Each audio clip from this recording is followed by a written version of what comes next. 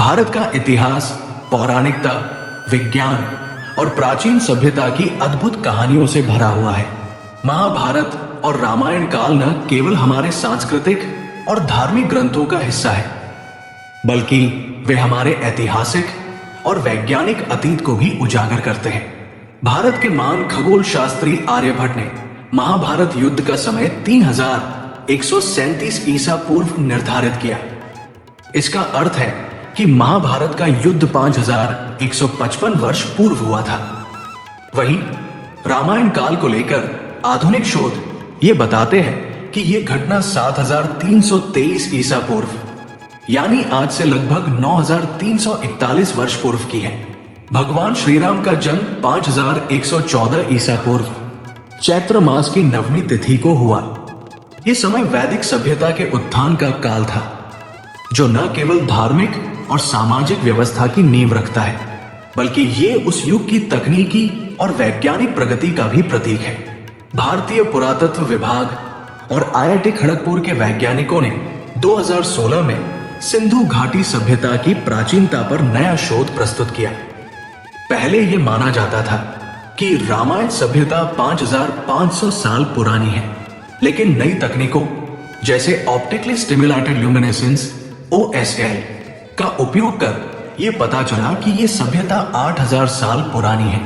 इस शोध को 25 मई 2016 को प्रतिष्ठित विज्ञान पत्रिका नेचर में प्रकाशित किया गया। इस शोध के अनुसार सिंधु घाटी सभ्यता का समय भगवान श्री राम के काल के समान था। ये उस युग की वैज्ञानिक प्रगति और सामाजिक संरचना को दर्शाता है, जब मिस्र और मेसोपोटामिया की सभ्यताएं उभर रही थी। रामायण काल में धरती पर कई विचित्र और अद्भुत प्रजातियां पाई जाती थी, जो आज लुप्त हो चुकी है।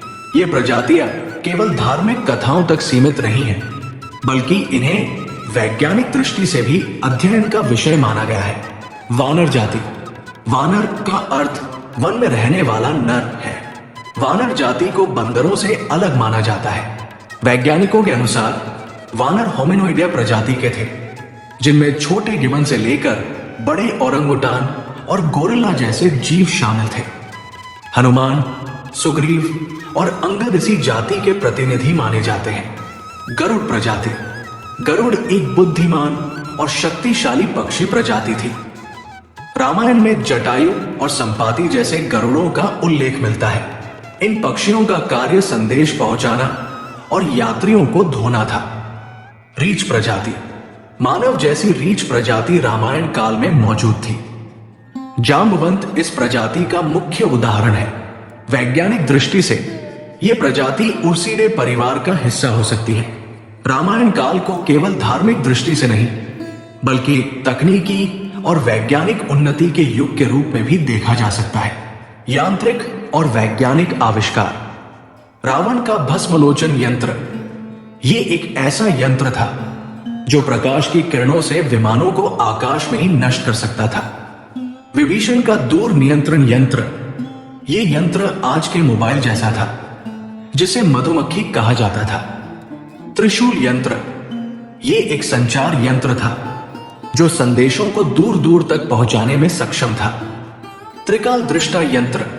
इसे त्रिकालदर्शी यंत्र कहा गया है, जो भूत, भविष्य और वर्तमान की जानकारी देता था। राम सेतु और वास्तुकला। राम सेतु का निर्माण विश्वकर्मा के पुत्र नल द्वारा दी गई तकनीकों से हुआ। लंका में कई यांत्रिक भवन और पुल थे, जिनमें बटन दबाने पर ऊपर नीचे होने वाले चबूतरे, लिफ्ट शामिल थे। लंका के महलों में यांत्रिक दरवाजे और सुरंगों का भी उल्लेख मिलता है। वर्तमान वैज्ञानिक शोध इस दिशा में चल रहे हैं कि रामायण काल में मौजूद प्रजातियां वास्तव में किस प्रकार की थी। जीव विज्ञानियों ने वानर और रीछ प्रजातियों पर शोध शुरू किया है। ऐतिहासिक प्रमाणों के आधार पर यह स्पष्ट होता है कि रामायण काल में धरती पर विशालकाय मानव, पशु और पक्षी पाए जाते थे। रामायण काल केवल तकनीकी प्रगति का प्रतीक नहीं है, बल्कि यह सामाजिक और सांस्कृतिक समृद्धि का भी युग था। उस समय की वास्तुकला, धार्मिक अनुष्ठान और सामाजिक व्यवस्था अद्भुत थी। विश्वामित्र और मयासुर जैसे वैज्ञानिकों और वास्तुकारों ने अद्वितीय नगर और महलों का निर्माण किया। रामायण काल में समाज विज्ञान, ज्योतिष और खगोल शास्त्र का भी विकास हुआ। रामायण और महाभारत काल केवल पौराणिक कहानियां नहीं हैं, बल्कि वे भारतीय इतिहास और वैज्ञानिक विरासत का अमूल्य हिस्सा है। इन कालों में तकनीकी उन्नति, सामाजिक संरचना और वैज्ञानिक दृष्टिकोण आज के युग से कहीं आगे था। रामायण काल की खोज और अध्ययन न केवल हमारे अतीत को समझने में मदद करता है, बल्कि ये हमारे भविष्य के लिए प्रेरणा का स्रोत भी है। ये प्राचीन भारत की उस महानता का प्रमाण है जिसे आज पूरी दुनिया मान्यता दे रही है।